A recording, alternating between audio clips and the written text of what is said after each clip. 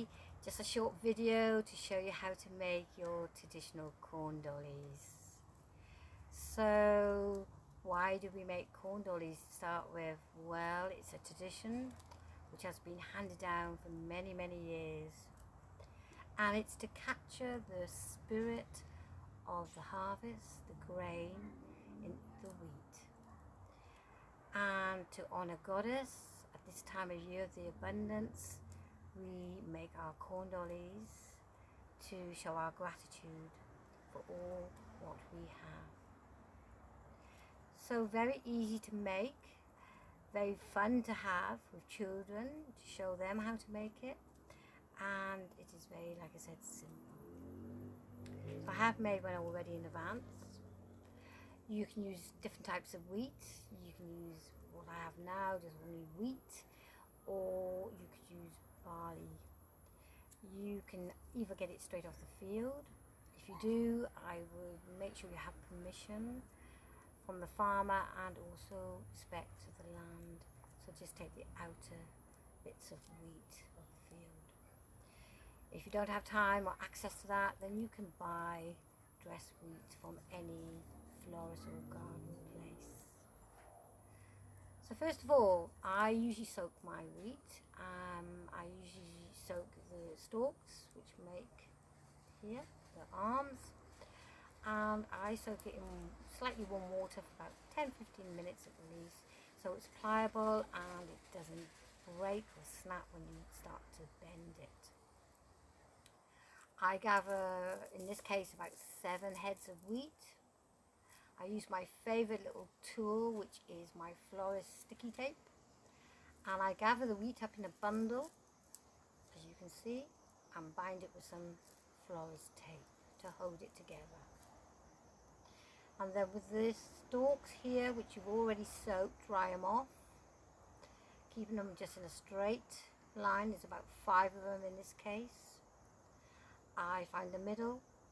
I then bind it again with my famous florist tape, binding the ends, and just for support I do the little middles, which will be the elbows. You don't need to, but I do.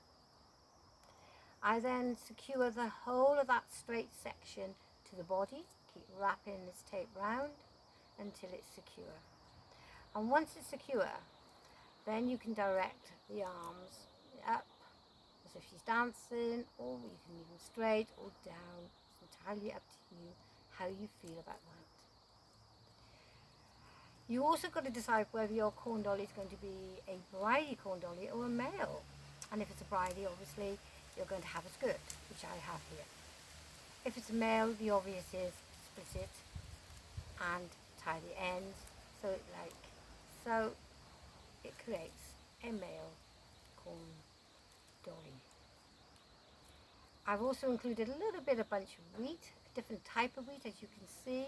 Again, just put a bit of florist tape round two bundles here, and then wrapped it round the end, which shows that she's holding the wheat. The fun bit is then you can decorate it. I've just put little bits of yellows, cottons on it, just to represent Lammas, the colours of Lammas. You can do whatever you like to decorate it, how creative you can be, let your imagination flow.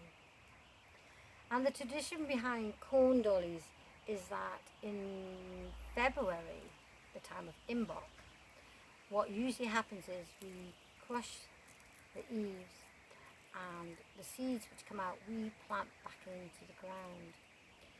Now if you don't have anywhere to plant them, obviously you can give them to the birds, so that in itself is okay. But what we're doing is planting back what Mother Grain has given us. Now we plant back to harvest, ready for the start of that year. It's very simple to make, very easy to make, fun to make, and especially, like I said, if you've got children and you want to incorporate the goddess with them into it, and it's great to do that. You can put it on your altar, you can just have it on the side, it's entirely up to you. Mine goes on my altar. And I usually say a little prayer when it's finished, just to give my thanks and gratitude for the inspiration God has given me to create this little corn dolly.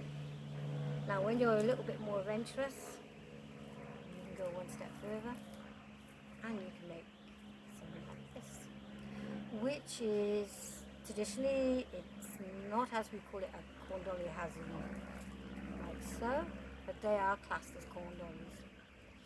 A little bit more intricate because it's plaited, and again you need to make sure your meat is soaked for this. This is another story which I probably would do another workshop to show you actually how to do this. This actual one is called a Welsh fan, and again you can put it on your altar or just have it just to represent manners. So all very, very simple, but it looks very, I suppose it looks very hard, but it's not. So yes, this is how you make your corn dolly, your traditional corn dolly. I hope this has been useful for you. If there's any questions you need to have answered, please don't hesitate to contact me. Gladly answer them.